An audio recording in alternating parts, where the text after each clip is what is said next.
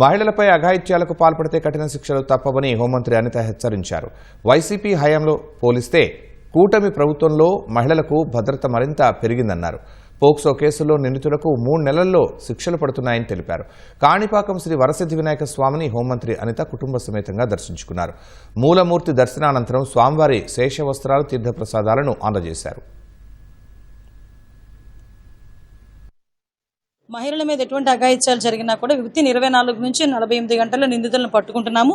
పట్టుకోవడం ఒకటి మా బాధ్యత కాదు, పట్టుకున్న తర్వాత ఆ నేరస్తుడికి తగిన శిక్ష విధించాలి అన్నది కూడా మా తాలూకా మెయిన్ ఎజెండా. దాని మీదనే ఈరోజు ఫోరెన్సిక్ని మేము అందరం కూడా ఎక్కువ బలోపేతం చేయడం జరిగింది. ఎవిడెన్స్ కలెక్షన్ చేయడంలో కూడా ఎక్కడైనా ఇన్సిడెంట్ జరిగితే ఆ ప్లేస్కి ఫోరెన్సిక్ డిపార్ట్మెంట్ వాళ్ళు ఇంతకుముందు చాలా లేట్ అయిన సందర్భం నుంచి ఈరోజు ఒక గంటలోనే ఫోరెన్సిక్ డిపార్ట్మెంట్ వాళ్ళు వెళ్తున్నారు. ఎవిడెన్స్లు కూడా కలెక్ట్ చేయడంలో కానీ పోలీస్ సిబ్బంది ప్రత్యేకమైన శిక్షణ పొందడమే కాదు, వాళ్ళు కూడా టెక్నాలజీని బేస్ చేసుకుని ఈరోజు వాళ్ళ నిందితులను పట్టుకోవడం కానీ, ఎవిడెన్స్లు కలెక్ట్ చేయడం కానీ, కోర్టులో ప్రొడ్యూస్ చేయడం కానీ ఇవన్నీ కూడా చేస్తున్నారు.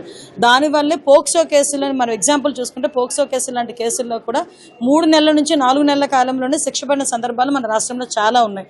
ఆ నిందితులను పట్టుకున్నాము, అరెస్టు చేసాము, జైలుకి పంపించాము అన్నది కాకుండా ఆ నిందితులకి త్వరితగతిన శిక్ష పడే విధంగా ఈరోజు మా గవర్నమెంట్ పనిచేస్తుంది.